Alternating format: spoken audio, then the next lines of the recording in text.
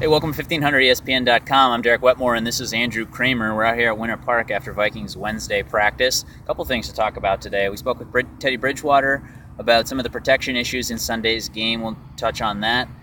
Interesting situation for the Vikings at running back with Matt Asiata and Jerick McKinnon. And then finally, we'll touch on the injury report. The Vikings might be getting a defensive starter back. That could potentially be big news for Sunday.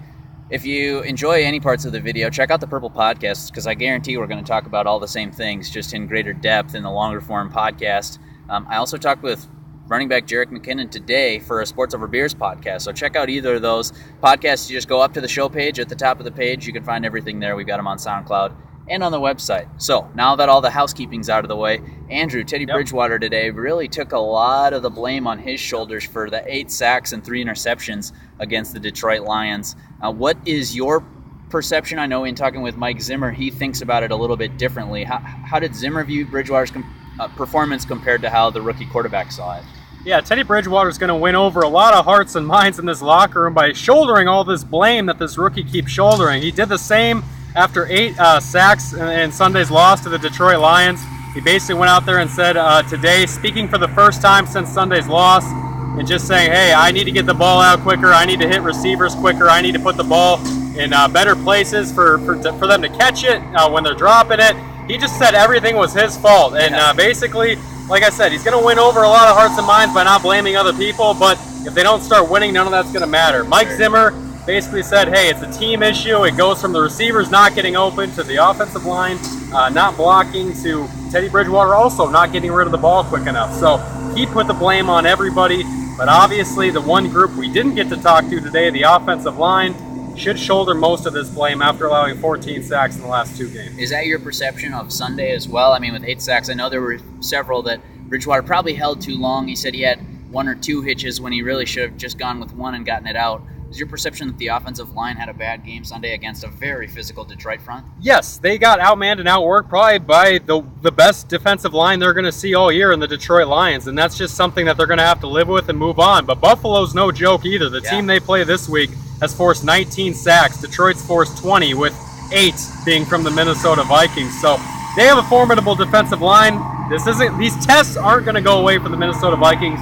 But to answer your question, yeah, I do put a lot of the blame on the offensive line, because there were plenty of times where an extra blocker or Teddy throwing the ball quicker wouldn't necessarily help, because he only had 2 seconds to begin with. Right. Switching over to the other side of the ball, Jerick McKinnon and Matt Asiata apparently going to be splitting reps, according to Mike Zimmer now, at running back after McKinnon had started his first game last week against Detroit.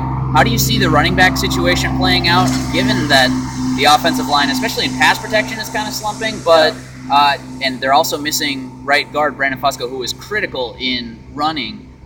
How do you see the Vikings' backfield situation right now going into Buffalo? Well, first of all, it started off with Matt Asiata shouldering all the load to replace Adrian Peterson for weeks 2, 3, 4, and then it went back to Jerick McKinnon on Sunday, where the rookie got the surprise start. Right.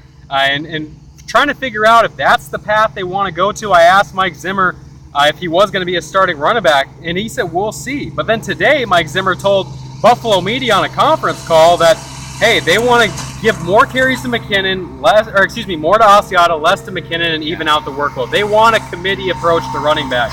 And that's something we haven't heard from this coach yet, and so that's new information coming out in the fact that they want to split carries fairly evenly between these two guys, because they like the punch that Asiata carries to the electricity and kind of quick twitch, just playmaking ability that Jerick McKinnon brings. They like kind of what both bring in terms of just a unique approach to the running back. But nothing really replaces Adrian Peterson. They're still just trying to figure out what they can do with the pieces they have. Given that those are the 2 pieces they have in-house, do you agree with them on that approach? Do you think that Asiata can sort of be that between the tackles guy, and McKinnon, whether he's elusive out of the backfield catching screens or getting to the perimeter, do you see that as a viable two-headed approach?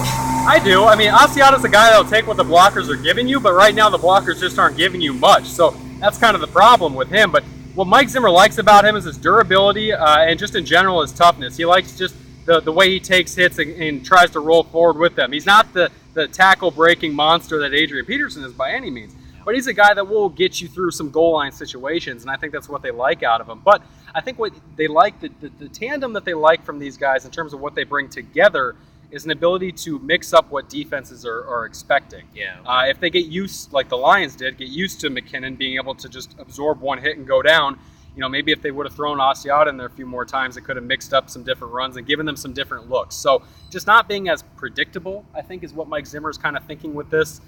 But in general, like we said, he wants the two-back approach going forward. Back to defense quickly while we get to the injury report. Chad Greenway practiced for the first time in a long time today. Gerald Hodges has been filling in at that weak side linebacker and in nickel packages with Anthony Barr. What is your expectation whether Greenway will play this week? And if he does, what does that change for this defense? Greenway could play. He practiced for the first time last Friday on a limited basis. He came and practiced it today on what looked like a full basis as he was filling in, or taking his spot back, I should say, for Gerald Hodges.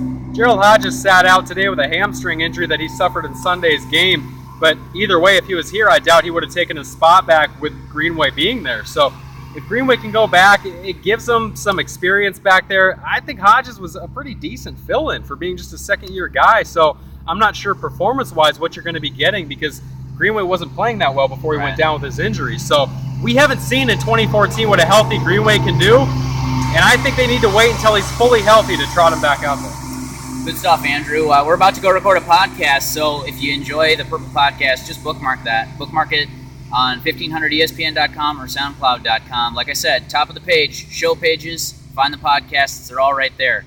Apologize for the lawnmower sound in the background. It made it fun and interesting to shoot this video, but I'm sure it wasn't the best for the listeners. He had half the field to do. He did that on purpose. It's bull. I think that's true. There's probably some accuracy to that. For Andrew Kramer, I'm Derek Wetmore from Winter Park. Thanks for watching this Vikings video. We'll see you next time.